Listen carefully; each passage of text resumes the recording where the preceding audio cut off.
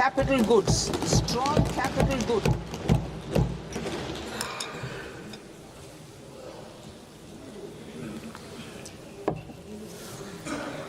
Strong capital goods capability is a determinant of productivity and quality across different sectors. Towards building this capacity, I propose the following. High-tech tool rooms will be established by central public sector enterprises at 2 locations as digitally enabled automated service bureaus that locally design, test, and manufacture high-precision components at scale and at lower cost. 2. A scheme for enhancement of construction and infrastructure equipments will be introduced to strengthen domestic manufacturing of high value and technologically advanced CIE. This can range from lifts in a multi-storied apartment or firefighting equipment in multiplexes, large or small, and to tunnel boring equipments for building metros and high-altitude roads. I also propose a scheme for container manufacturing to create a globally competitive container manufacturing ecosystem with a budgetary allocation of 10,000 crores over a 5-year period. For the labor-intensive textile sector, I propose an integrated program with 5 subparts. 1. The National Fiber Scheme for self-reliance in natural fibers, such as silk, wool, and jute, man-made fibers, and new-age fibers. Textile expansion and employment scheme to modernize traditional clusters with capital support for machinery, technology upgradation, and common testing and certification centers. 3. The National Handloom and Handicraft Program to integrate and strengthen existing schemes and ensure targeted support for weavers and artisans. Tex Eco Initiative to promote globally competitive and sustainable textiles and apparels. Samarth 2.0 to modernize the upgrade the textile skilling ecosystem through collaboration with industry and academic institutions. Further, I propose to set up mega textile parks in challenge mode. They can also focus on bringing value addition to technical textiles. I propose to launch the Mahatma Gandhi Gram Swaraj initiative to strengthen khadi, handloom, and handicrafts. This will help in global market linkage and branding. It will streamline and support training, skilling, quality of process, and production. This will benefit our weavers, village industries, One District, One Product ODOP initiative, and also our rural youth. India has the potential to emerge as a global hub for high-quality, affordable sports goods. I propose a dedicated initiative for sports goods that will promote manufacturing, research, and innovation in equipment design as well as material sciences. Rejuvenation of legacy industrial clusters. I propose to introduce a scheme to revive 200 legacy industrial clusters to improve their cost competitiveness and efficiency through infrastructure and technology upgradation. Creating champion SMEs and supporting micro enterprises. Recognizing MSMEs as a vital engine of growth, I propose a 3-pronged approach to help them grow as champions. Equity support. I propose to introduce a dedicated 10,000 crores SME growth fund to create future champions, incentivizing enterprises based on select criteria. I also propose to top up the Self-Reliant India Fund set up in 2021 with 2,000 crores to continue support to micro enterprises and maintain their access to risk capital. Liquidity support. With TREDS, more than 7 lakh crore has been made available to MSMEs. To leverage its full potential, I propose 4 measures. 1. Mandate TREDS as the transaction settlement platform for all purchases from MSMEs by CPSEs, serving as a benchmark for other corporates. 2. Introduce a credit guarantee support mechanism through CGT-MSE for invoice discounting on TREDS platform. 3. Link GEM with TREDS for sharing information with financiers about government purchases from MSMEs, encouraging cheaper and quicker financing. 4. Introduce TREDS receivables as asset-backed securities, helping develop a secondary market, enhancing liquidity and settlement of transactions. Professional support.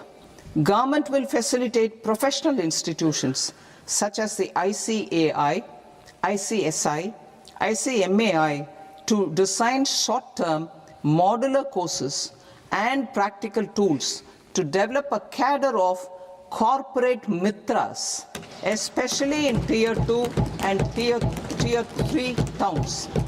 These accredited para-professionals will help MSMEs meet compliance requirements at affordable costs. Infrastructure.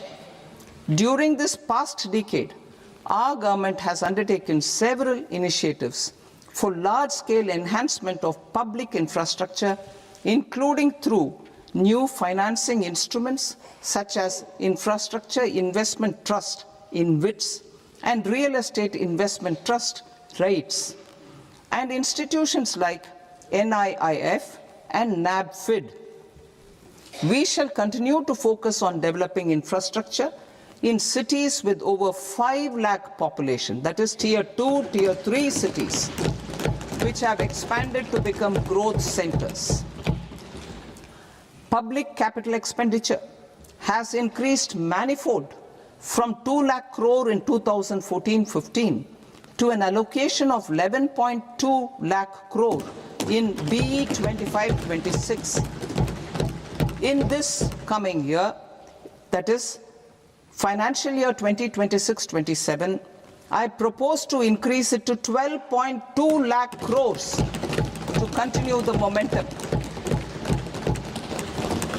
To strengthen the confidence of private developers regarding risks during infrastructure development and construction phase, I propose to set up an infrastructure risk guarantee fund to provide prudentially calibrated partial credit guarantee to lenders. Over the years, REITs have emerged as a successful instrument for asset monetization. I propose to accelerate recycling of significant real estate assets of the CPSEs through the setting up of dedicated REITs. To promote environmentally sustainable movement of cargo, I propose to 1. Establish new dedicated freight corridors connecting Dankuni in the east to Surat in the west. Operationalize 20 new national waterways over the next 5 years, starting with National Waterways 5 in Orissa to connect mineral-rich areas of Talcher and Angul and industrial centers like Kalinga Nagar to the ports of Paradeep and Dhamra. Training institutes will be set up as regional centers of excellence for development of required manpower for these waterways. This will benefit youth in the entire stretch of the waterways to train and acquire skills. Further, a ship repair ecosystem catering to inland waterways will also be set up at Varanasi and Patna.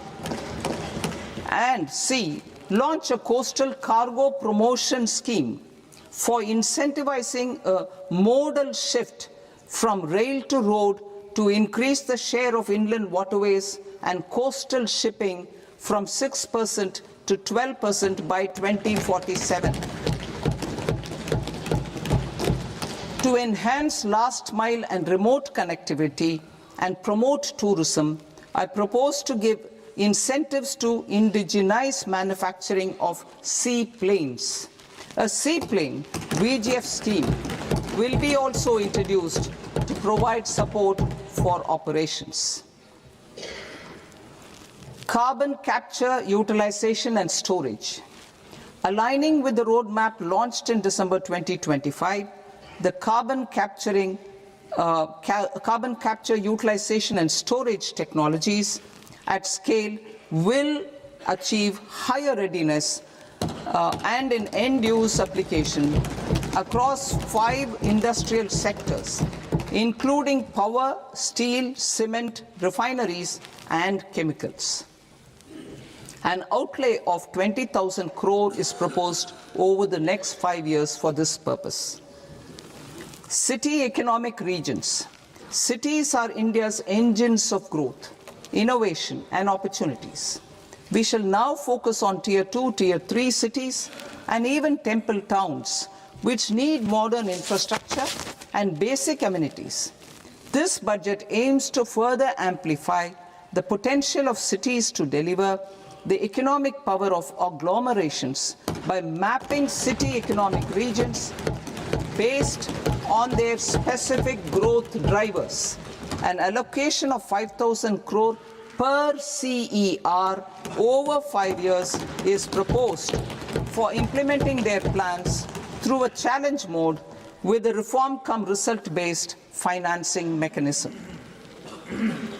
In order to promote environmentally sustainable passenger systems, we will develop 7 high-speed rail corridors between cities as growth connectors, namely Mumbai to Pune, Pune to Hyderabad, Hyderabad to Bengaluru, Hyderabad to Chennai, Chennai to Bengaluru, Delhi to Varanasi, Varanasi to Siliguri.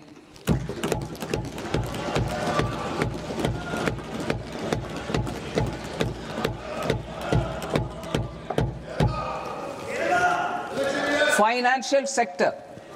The Indian banking sector today is characterized by strong balance sheet, historic highs in profitability, improved asset quality, and coverage exceeding 98% of villages in the country. At this juncture, we are well placed to futuristically evaluate the measures needed to continue on the path of reform-led growth of this sector. I propose setting up a high-level committee on banking for Vikasit Bharat. High-level committee on banking for Vikasit Bharat to comprehensively review the sector and align it with India's next phase of growth, while safeguarding financial stability, inclusion, and consumer protection. The vision for NBFCs for Vikasit Bharat has been outlined with clear targets for credit disbursement and technology adoption in order to achieve scale and improve efficiency in the public sector NBFCs. As a first step, it is proposed to restructure the Power Finance Corporation and Rural Electrification Corporation. I propose a comprehensive review of the foreign exchange management non-debt instruments rules to create a more contemporary, user-friendly framework for foreign investments consistent with India's evolving economic priorities. Corporate bond market. I propose to introduce a market-making framework with suitable access to funds and derivatives on corporate bond indices.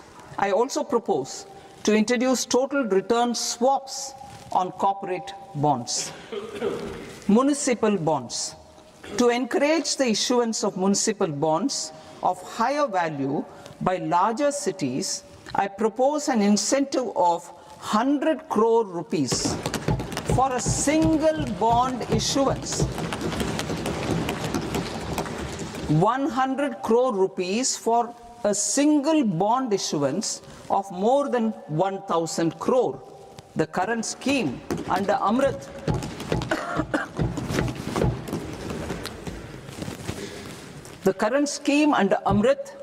which incentivizes issuances up to 200 crores only, will also continue to support smaller and medium towns.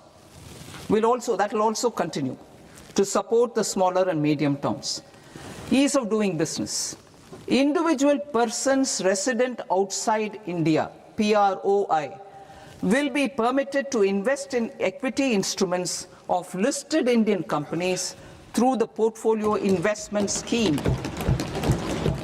It is also proposed to increase the investment limit for an individual PROI under the scheme from 5% to 10%, with an overall investment limit for all individual PROIs to 24% from the current 10%.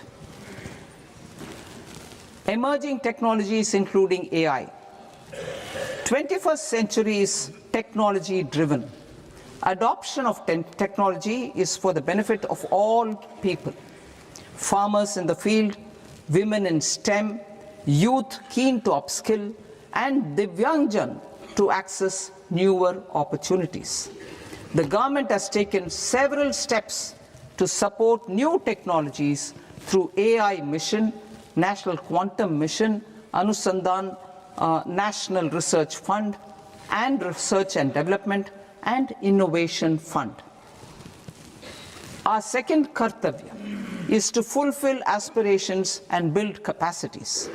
Close to 25 crore individuals have come out of multi-dimensional poverty through a decade of our government's sustained and reform-oriented efforts.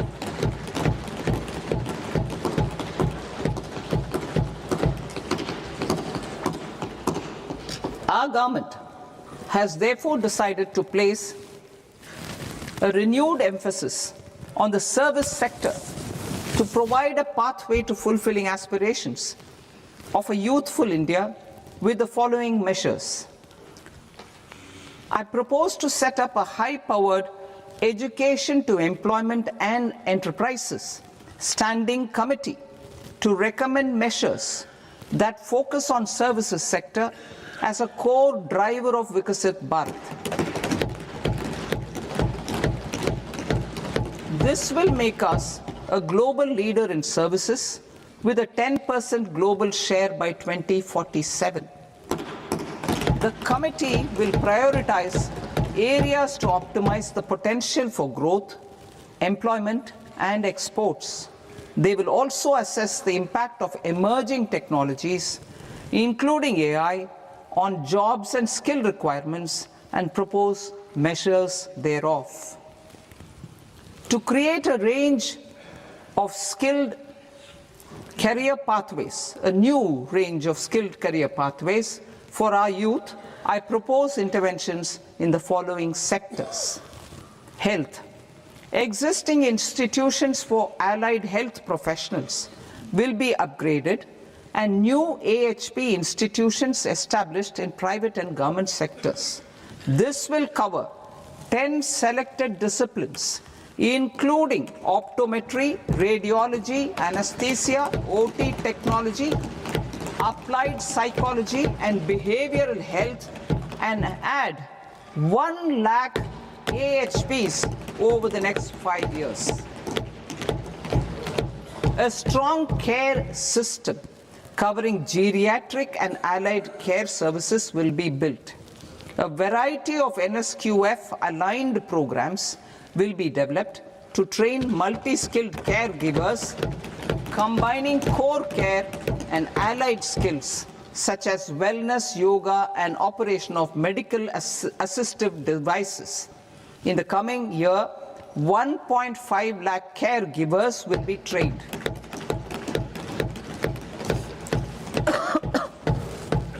Hubs for medical value tourism.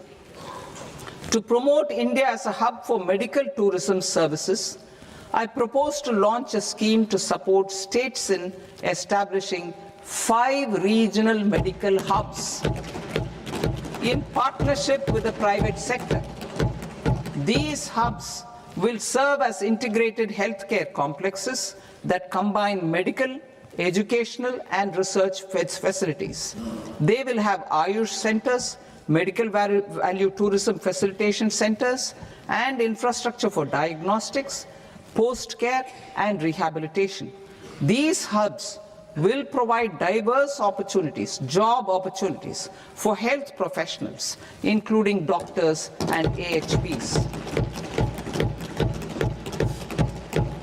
Ancient Indian yoga, already respected in several parts of the world, was given a mass global recognition when Honorable Prime Minister took it to the UN.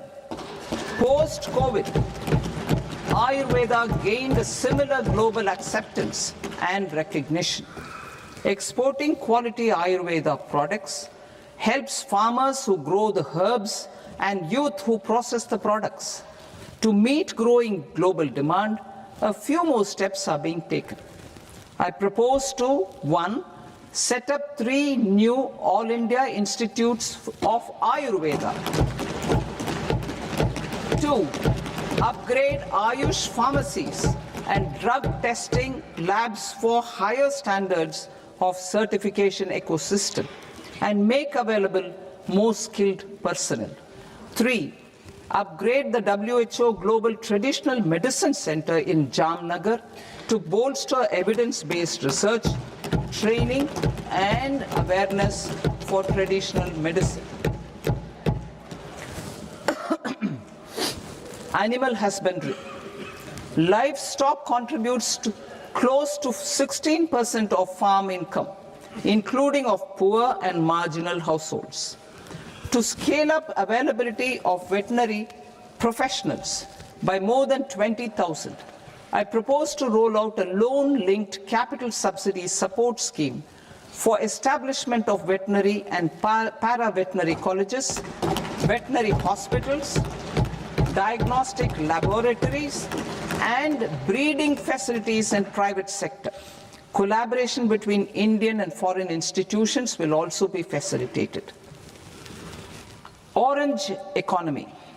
India's animation, visual effects, gaming and comics sector, AVGC sector, is a growing industry projected to require 2 million professionals by 2030.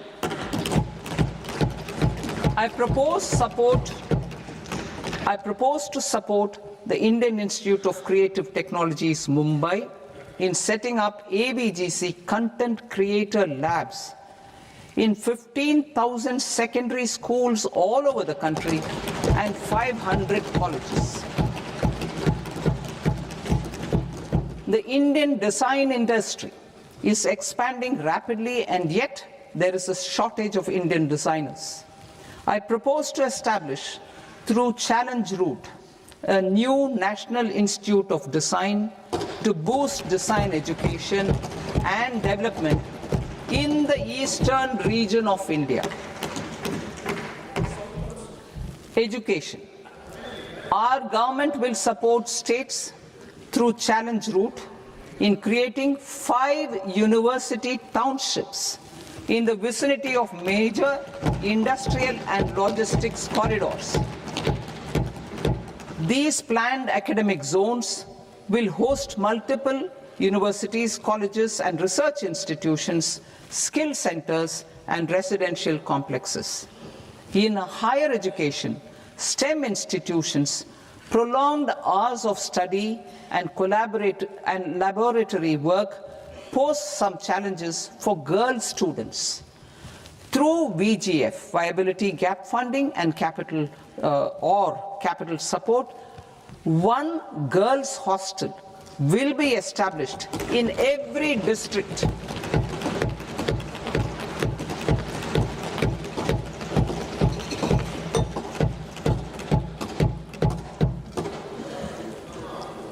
to promote astrophysics and astronomy via immersive experiences. 4 telescope infrastructure facilities will be set up or upgraded. The National Large Solar Telescope, the National Large Optical Infrared Telescope, the Himalayan Chandra Telescope, and the Cosmos 2 Planetarium. Tourism. The tourism sector has the potential to play a large role in the employment generation, forex earnings, and expanding the local economy. I propose to set up a National Institute of Hospitality by upgrading the existing National Council for Hotel Management and Catering Technology. It will function as a bridge between academia, industry, and government. I also propose a pilot scheme for upskilling 10,000 guides in 20 iconic tourist sites through a standardized, high-quality, 12-week training course in hybrid mode in collaboration with the Indian Institute of Management. A national destination digital knowledge grid will be established to digitally document all places of significance, cultural, spiritual, and heritage. This initiative will create a new ecosystem of jobs for local researchers, historians, content creators, and technology partners. India has the potential and opportunity to offer world-class trekking and hiking experience. We will develop ecologically sustainable mountain trails in Himachal Pradesh, Uttarakhand, and Jammu Kashmir. Also in Araku Valley in the Eastern Ghats and Podigai Malai in the Western Ghats. Turtle trails along key nesting sites in the coastal areas of Odisha, Karnataka, and Kerala. And 3 bird watching trails along the Pulikat Lake in Andhra Pradesh, Tamil Nadu. It's on the border. Under the visionary leadership of Honorable Prime Minister, we established the International Big Cat Alliance in 2024. This year, India is hosting the first ever Global Big Cat Summit, where heads of governments and ministers from 95 range countries will deliberate on collective strategies for conservation. Heritage and culture tourism. I propose to develop 15 archaeological sites, including Lothal, Dholavira, Rakhi Gadi, Adichanallur, Saranath, Hastinapur, and Leh Palace into vibrant experiential cultural destinations. Excavated landscapes will be open to the public through curated walkways. Immersive storytelling skills and technologies will be introduced to help conservation labs, interpretation centers, and guides. The sports sector provides multiple means of employment, skilling, and job opportunities. Taking forward the systematic nurturing of sports talent which is set in motion through the Khelo India program earlier, I propose to launch a Khelo India mission to transform the sports sector over the next decade. The mission will facilitate an integrated talent development pathway supported by training centers which are foundational, intermediate, and elite levels. B, systematic development of coaches and support staff. C, integration of sports science and technology. D, competitions and leagues to promote sports culture and provide platforms. And E, development of sports infrastructure for training and competition. Our third kartavya aligns with our vision of Sabka Saath, Sabka Vikas towards Vikasit Bharat. This requires targeted efforts for 1. Increasing farmer incomes through productivity enhancement and entrepreneurship, with special attention to small and marginal farmers. B. Empowering Divyangjan through access to livelihood opportunities, training, and high-quality assistive devices. C. Empowering the vulnerable to access mental health and trauma care. D. Focus on the Purvodaya states and the Northeast region to accelerate development and employment opportunities. Fisheries. We will undertake initiatives for integrated development of 500 reservoirs and Amrit Sarovars. 2.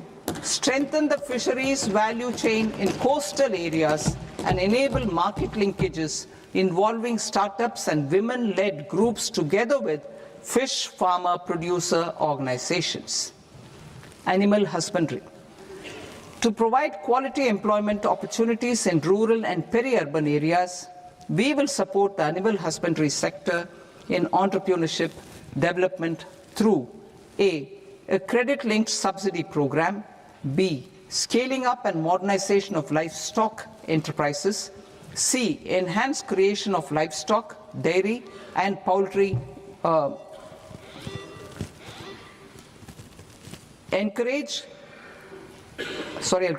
Enhanced creation of livestock, dairy, and poultry-focused integrated value chains. And D. Encourage creation of livestock farmer-producer organizations. High-value agriculture. To diversify farm outputs, increase productivity, enhance farmers' incomes, and create new employment opportunities, we will support high-value crops such as coconut, sandalwood, cocoa, cashew in the coastal areas, agar trees in northeast, and nuts such as almonds, walnuts, and pine nuts in our hilly regions. All of them will be supported. India is the world's largest producer of coconuts. About 30 million people, including nearly 10 million farmers, depend on coconuts for their livelihood. To further enhance competitiveness in coconut production, I propose a coconut promotion scheme to increase production and enhance productivity through various interventions, including replacing and non-productive trees with new saplings or plants or varieties in major coconut growing states. A dedicated program is proposed for Indian cashew and cocoa to make India self-reliant in raw cashew and coconut production and processing, enhance export competitiveness, and transform Indian cashew and Indian cocoa into premium global brands by 2030. Sandalwood. Sandalwood is closely linked to India's social and cultural heritage. Our government will partner with state governments to promote focused cultivation and post-harvest processing to restore the glory of the Indian sandalwood ecosystem, to rejuvenate old, low-yielding orchards, and expand high-density cultivation of walnuts, almonds, and pine nuts. We will support a dedicated program to enhance farmer incomes and in bringing value addition by engaging youth. Bharat Vistar, that is virtually integrated system to access agricultural resources. I propose to launch Bharat Vistar, a multilingual AI tool that shall integrate the AgriStack portals and the ICAR package on agricultural practices with AI systems. This will enhance farm productivity, enable better decisions for farmers, and reduce risk by providing customized advisory support. She-Marts for rural women-led enterprises. Building on the success of Lakpati Didi program, I propose to help women take the next step from credit-linked livelihoods to being owners of enterprises. Self-help entrepreneur, she, marts will be set up as community-owned retail outlets within the cluster-level federations through enhanced and innovative financing instruments. Empowering Divyangjan. Divyangjan Kaushal Yojana. Information technology, AVGC sectors, hospitality and food and beverages sectors often offer task-oriented and process-driven roles which are suitable for Divyangjan. We will ensure dignified livelihood opportunities through industry-relevant and customized training specific to each Divyangjan group. Divyang Sahara Yojana. Timely access to high-quality assistive devices for all eligible Divyangjan is a fundamental need. I propose to 1. Support the Artificial Limbs Manufacturing Corporation of India, Alimco, to set up and to scale up production of assistive devices, invest in R&D and AI integration, strengthen PM Divyasha Kendras, and support setting up of assistive technology marts as modern retail style centers where Divyangjan and senior citizens can see, try and purchase assistive products. Reaffirming our commitment to mental health and trauma care. There are no national institutes for mental health care in North India. We will therefore set up a NIMHANS 2 and also upgrade national mental health institutes in Ranchi and in Tezpur as regional apex institutions. Emergencies expose families, particularly the poor and vulnerable, to unexpected expenditure. We will strengthen and increase these capacities by 50% in district hospitals by establishing emergency and trauma care centers. Focus on Purvodaya states and northeastern regions. Purvodaya. I propose the development of an integrated East Coast industrial corridor with a well-connected node at Durgapur, creation of 5 tourism destinations in 5 Purvodaya states, and the provision of 4,000 e-buses. Buddhist sites in northeastern region. The northeastern region is a civilizational confluence of Theravada and Mahayana or Vajrayana traditions. I propose to launch a scheme for development of Buddhist circuits in Arunachal Pradesh, Sikkim, Assam, Manipur, Mizoram, and Tripura. The scheme will cover preservation of temples and monasteries, pilgrimage interpretation centers, connectivity, and pilgrim amenities. 16th Finance Commission. On 17th November 2025, the 16th Finance Commission submitted its report to the President. As mandated under Article 281 of the Constitution, the government is to lay the report along with the explanatory memorandum on the action taken report on the recommendations of the Commission in Parliament, which, Sir, Honourable Speaker, you've allowed me to do at the commencement of this session. The government has accepted the recommendation of the Commission to retain the vertical share of devolution at 41%. As recommended by the Commission, I have provided 1.4 lakh crores of rupees to the states for the year 2026-2027 as Finance Commission grants. These include rural and urban local body and disaster management grants.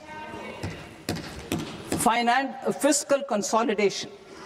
Government has been delivering on our fiscal commitments consistently without compromising on social needs.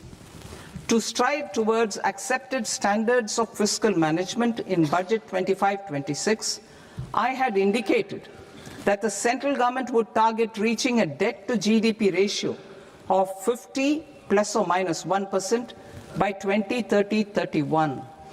In line with this, the debt to GDP ratio is estimated to be 55.6% of GDP in BE 26-27, compared to 56.1% of GDP in RE 25-26. A declining debt to GDP ratio will gradually free up resources for priority sector lending and expenditure by reducing the outgo on interest payments. One of the main operational instruments for debt targeting is the fiscal deficit.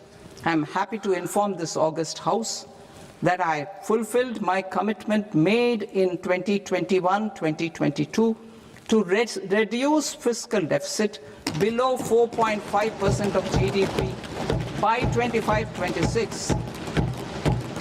In RE 25-26, the fiscal deficit has been estimated at par with BE of 2025-26 at 4.4% of GDP. In line with the new fiscal prudence path of debt consolidation, the fiscal deficit in BE 26-27 is estimated to be 4.3% of the GDP.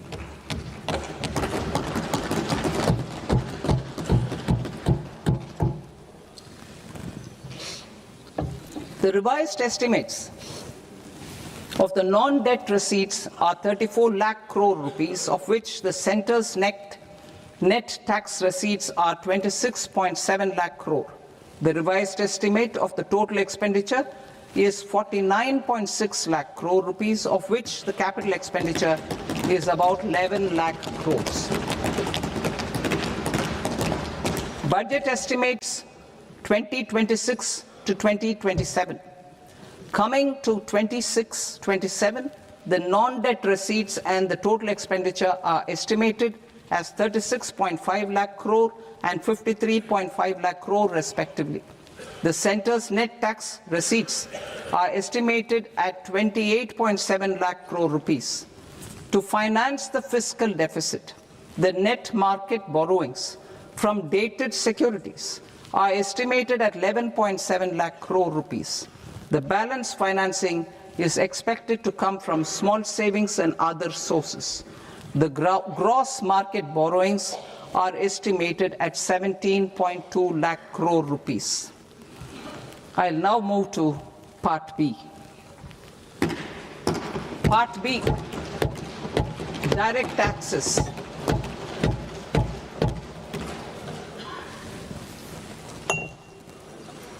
Honorable Speaker, sir, I now present my proposals on direct taxes.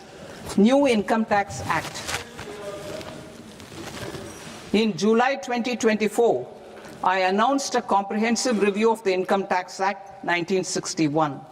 This was completed in a record time, and the Income Tax Act 2025 will come into effect from 1st April 2026. The simplified income tax rules and forms will be notified shortly, giving adequate time to taxpayers to acquaint themselves with its requirements.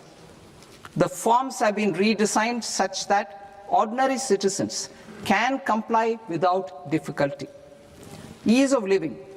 I propose that any interest awarded by the Motor Accident Claims Tribunal to a natural person will be exempt from income tax, and any TDS on this account will be done away with. I propose to reduce TCS rate on the sale of overseas tour program package from the current 5% and 20% to 2% without any stipulation of amount. I propose to reduce TCS rate for pursuing education and for medical purposes under the Liberalized Remittance Scheme, popularly known as LRS, from 5% to 2%. Supply of manpower services is proposed to be specifically brought within the ambit of payment to contractors for the purpose of TDS to avoid ambiguity. Thus, TDS on these services will be at the rate of either 1% or 2% only. I propose a scheme for small taxpayers wherein a rule-based automated process will enable obtaining a lower or nil deduction certificate instead of filing an application with the assessing officer. For the ease of taxpayer holding securities in multiple companies, I propose to enable depositories to accept Form 15G or Form 15H from the investor and provide it directly to various relevant companies. I propose to extend time available for revising returns from 31st December to up to 31st March with the payment of a nominal fee. I also propose to stagger the timeline for filing of tax returns. Individuals with ITR 1 and ITR 2 returns will continue to file till 31st July, and non-audit business cases or trusts are proposed to be allowed time till 31st August.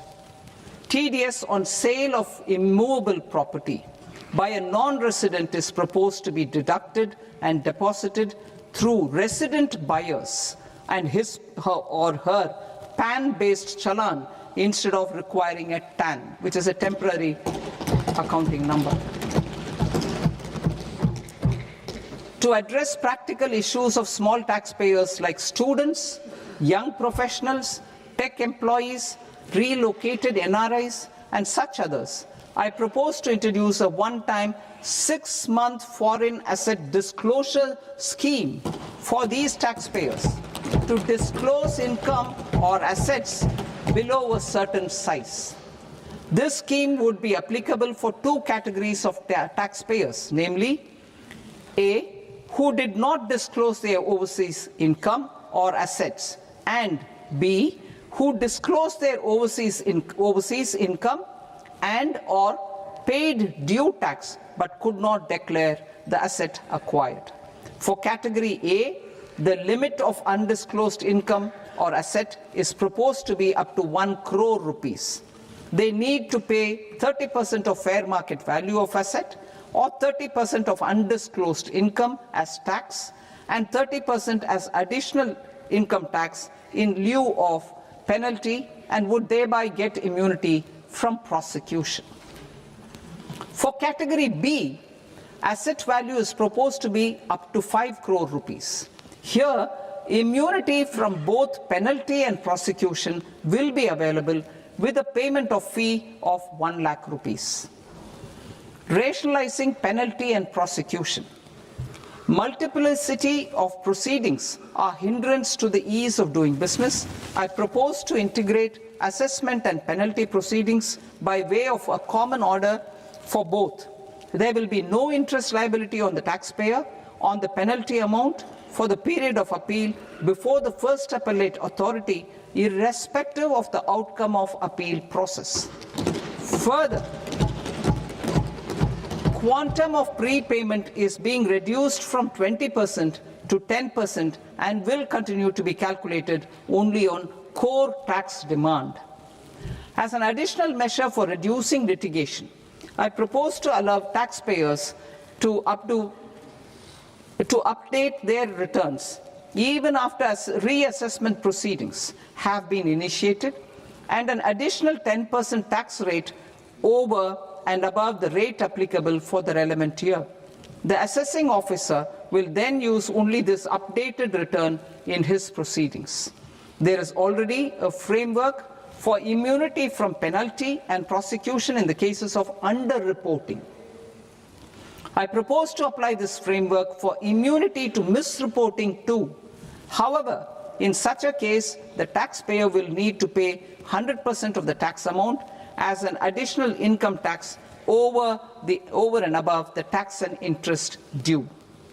Penalties for certain technical defaults, such as failure to get accounts audited, non-furnishing of transfer pricing audit report, and default in furnishing statement for financial transactions are proposed to be converted into fee.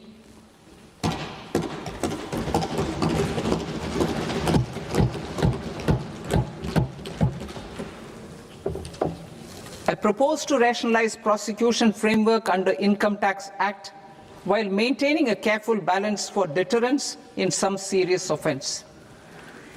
Non-production of books of account and documents and requirement of TDS payment where payment is made in kind are being decriminalized.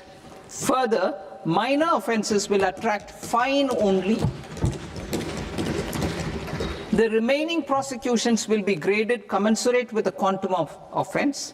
They will entail only simple imprisonment with maximum imprisonment reduced to 2 years and power to courts to convert even those into fines. There is no penalty. There is no penalty presently for non-disclosure of non-immovable foreign assets with aggregate value less than 20 lakh rupees. I propose to also provide them with immunity from prosecution with retrospective effect from 1/10/2024.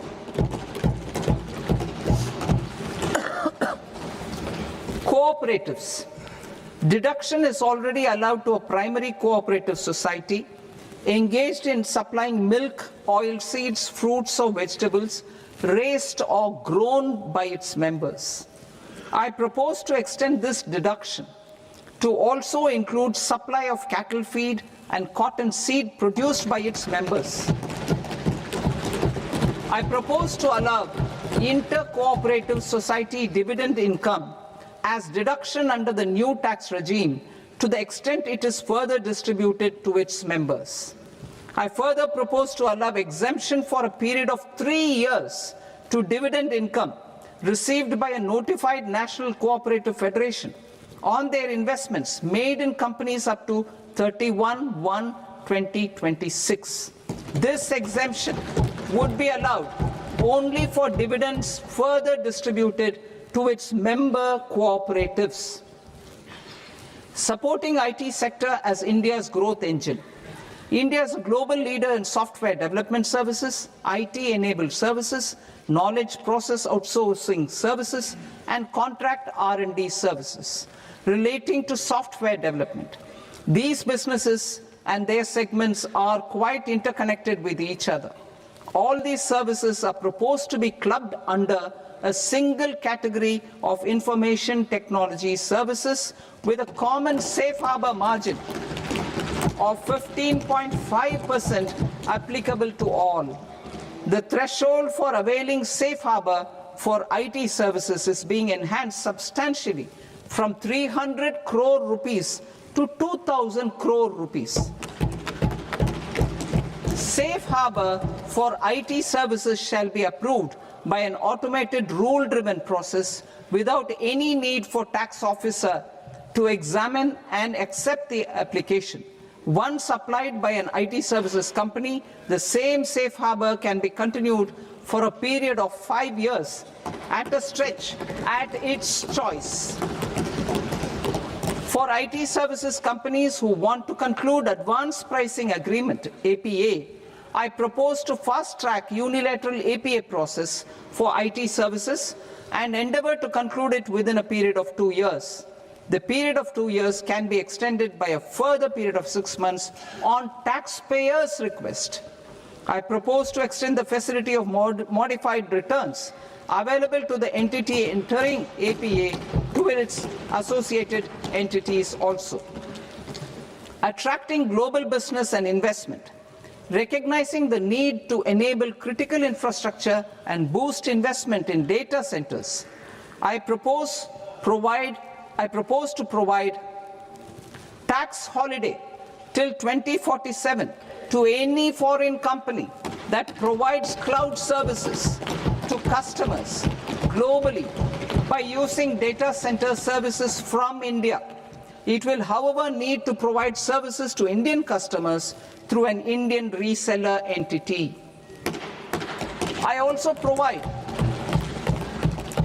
propose to provide a safe harbor of 15% on cost in case the company providing data center services from India is a related entity. To harness the efficiency of just-in-time logistics for electronic manufacturing, I propose to provide safe harbor to non-residents for component warehousing in a bonded warehouse at a profit margin of 2% of the invoice value.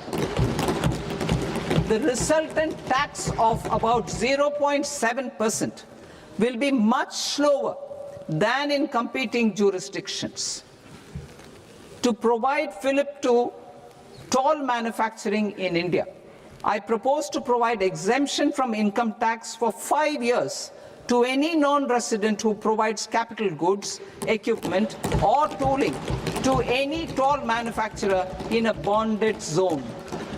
To encourage vast pool of global talent to work in India for a longer period of time, I propose to provide exemption to global, non-India sourced income of a non-resident expert for a stay period of 5 years under notified schemes.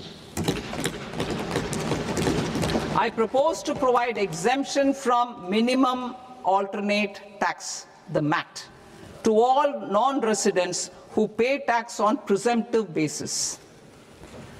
Tax administration.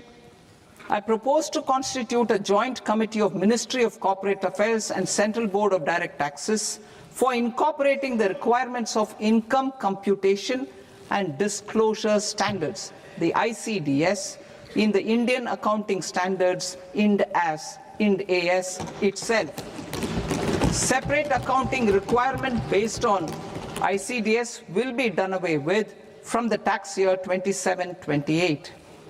To support Prime Minister Modi's vision of homegrown accounting and advisory firms to become global leaders, I propose to rationalize the definition of accountant for the purposes of safe harbor rules. Other tax proposals. Change in taxation of buyback was brought in to address the improper use of buyback route by promoters. In the interest of minority shareholders, I propose to tax buyback for all types of shareholders as capital gains. However, to disincentivize misuse of tax arbitrage, promoters will pay an additional buyback tax. This will make effective tax 22% for corporate promoters. For non-corporate promoters, the effective tax will be 30%. TCS rate for sellers of specific goods, namely alcoholic liquor, scrap, and minerals, will be rationalized to 2%, and that on tendu leaves will be reduced from 5% to 2%. I propose to raise the STT on futures to 0.05% from the present 0.02%. STT on options premium and exercise of options are both proposed to be raised to 0.15% from the present rate of 0.1% and 0.125% respectively. We reformed the taxation landscape for corporates in 2019 by providing them a simplified regime with lower tax rate so that they could productively focus on business rather than on claim of deductions and exemptions. To encourage companies to shift to the new regime, set off of brought forward MAT credit, minimum alternate tax credit, is proposed to be allowed to companies only in the new regime. Set off using available MAT credit is proposed to be allowed to an extent of 1/4 of the tax liability in the new regime.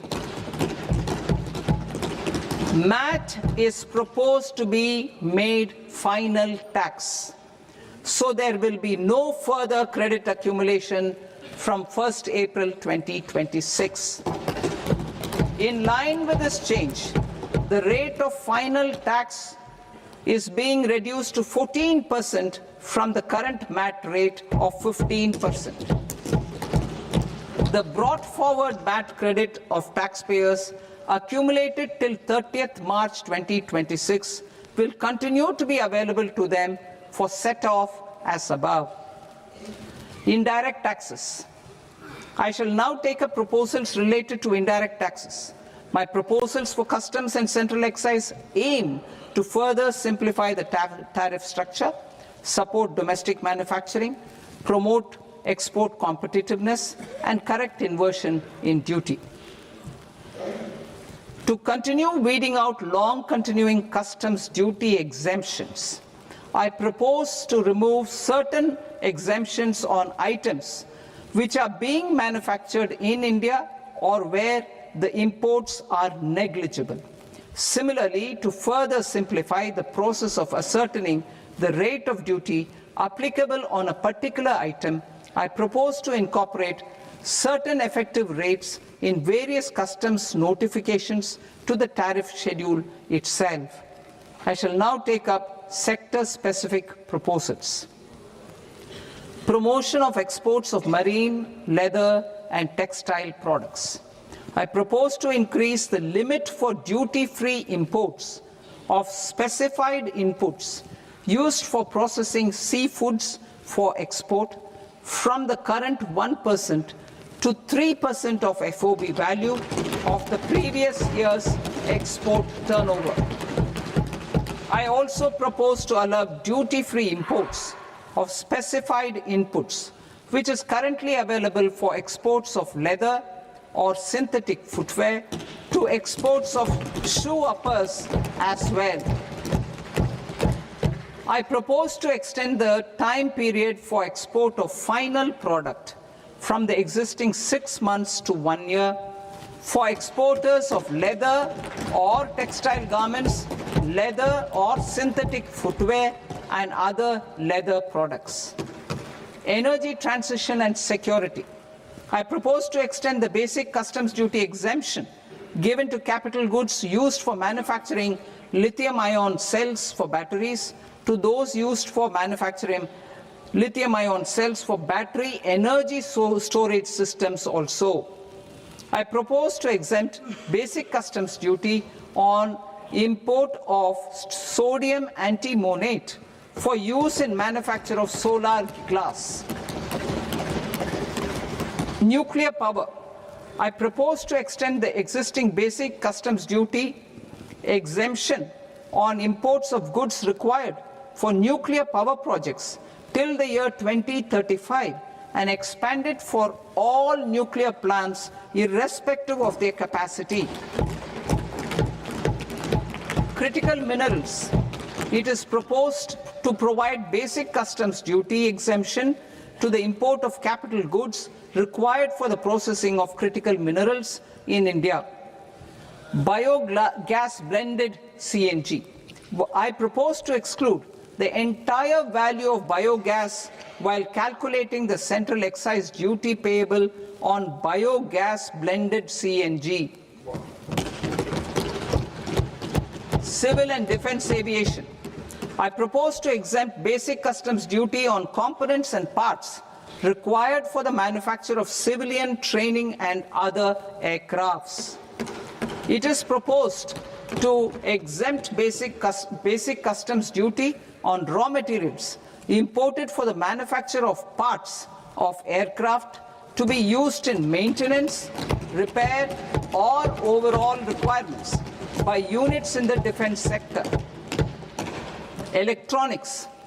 To deepen value addition in the consumer electronics sector, I propose to exempt basic customs duty on specified parts used in the manufacture of microwave ovens.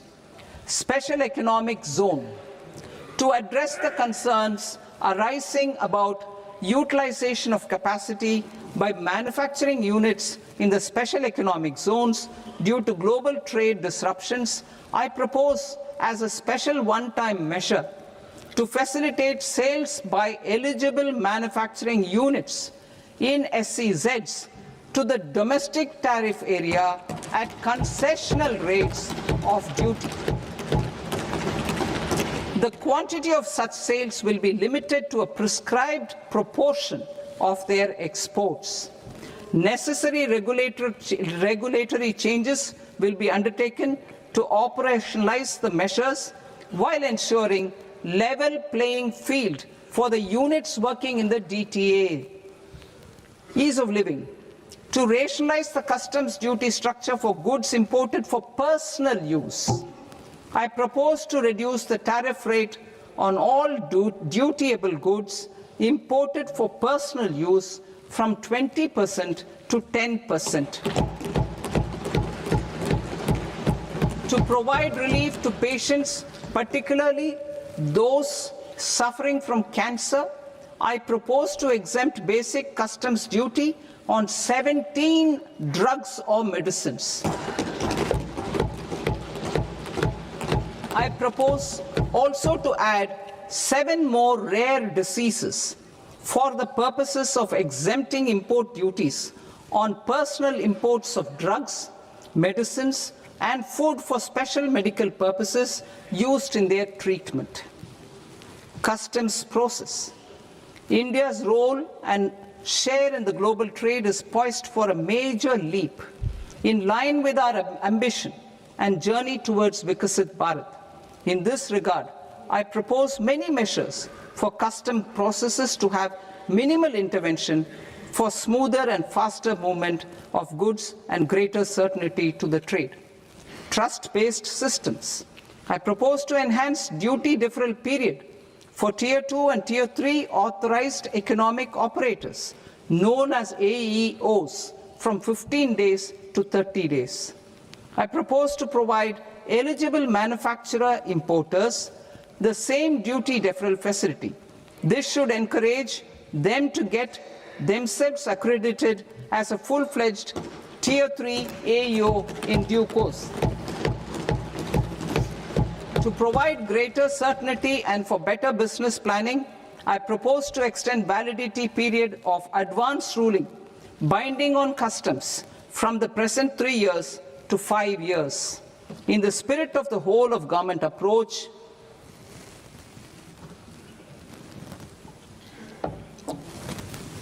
government agencies will be encouraged to leverage AEO accreditation for preferential treatment in clearing their cargo.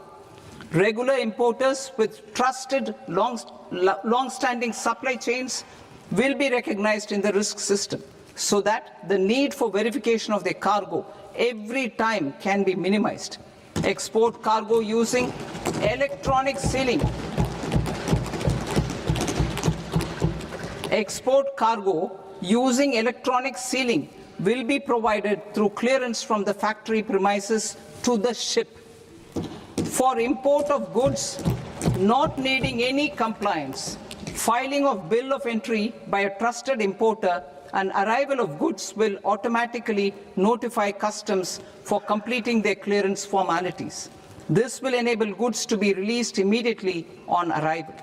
The customs warehouse framework will be transformed into a warehouse operator-centric system with a self-declarations, electronic tracking, and risk-based audit. These reforms will move away from the current system of officer-dependent approvals and reduce transaction delays and compliance costs. Ease of doing business. Approvals required for cargo clearance from various government agencies will be seamlessly processed through a single and interconnected digital window by the end of the financial year.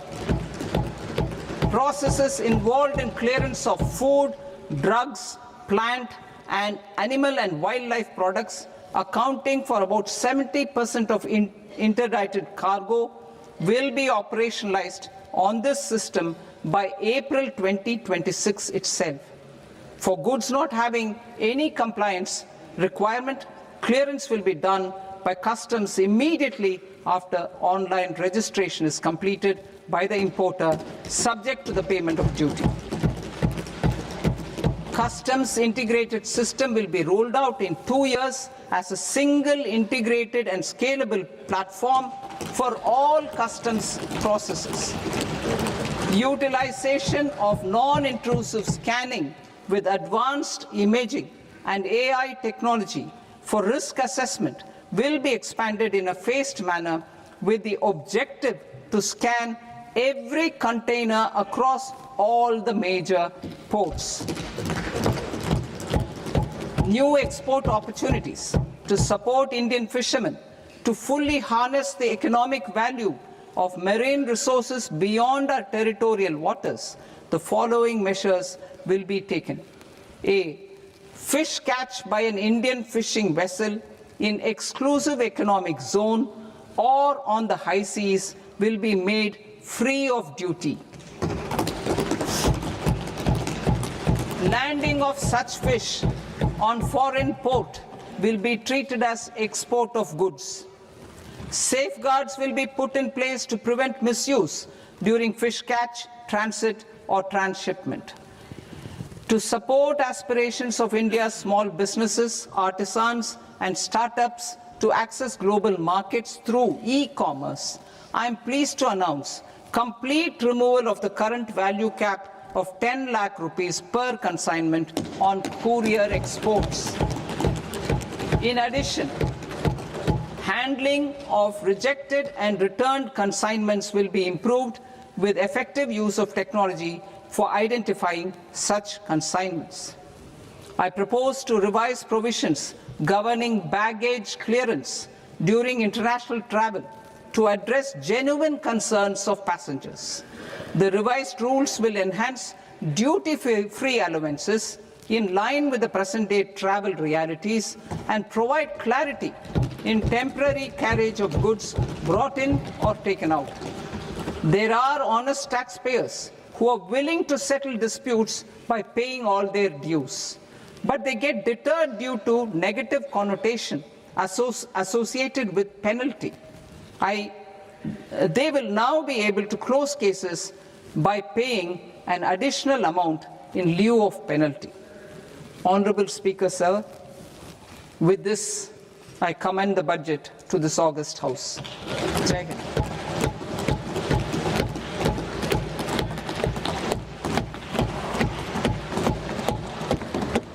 One and a half hours. Item number 3 माननीय वित्त मंत्री जी।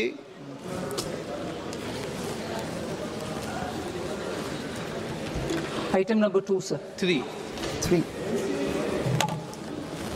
Sir, with your permission, I rise to lay on the table of the following statements under Section 3, 1 of the Fiscal Responsibility and Budget Management Act of 2003. Medium-term fiscal policy, fiscal policy strategy statement, and macroeconomic framework statement. Item number 4, माननीय वित्त मंत्री जी। Sir, with your permission, I move for leave to introduce the Finance Bill 2026. प्रश्न ये कि विधेयक को पुनर्स्थापित करने की अनुमति प्रदान की जाए। जो सदस्य इस पक्ष में हाँ गए, जो सदस्य विरोध में ना गए, मेरे विचार में निर्णय हाँ वालों के पक्ष में हाँ वालों के पक्ष में अनुमति प्रदान की जाती है। माननीय मंत्री जी, अब विधेयक पुनर्स्थापित करें। Sir, I introduce the bill. माननीय सदस्यगण, आपको सूचित किया जाता है कि माननीय वित्त मंत्री जी के बजट भाषण की कॉपी पब्लिकेशन काउंटर पर ली जाती है। बजट भाषण और बजट से संबंधित दस्तावेज आपके मोबाइल फोन और मेंबर पोर्टल्स पर ही उपलब्ध है। सभा की कार्रवाई कल सोमवार दिनांक 2 फरवरी 2026 को प्राप्त 11 बजे तक के लिए स्थगित की जाती है।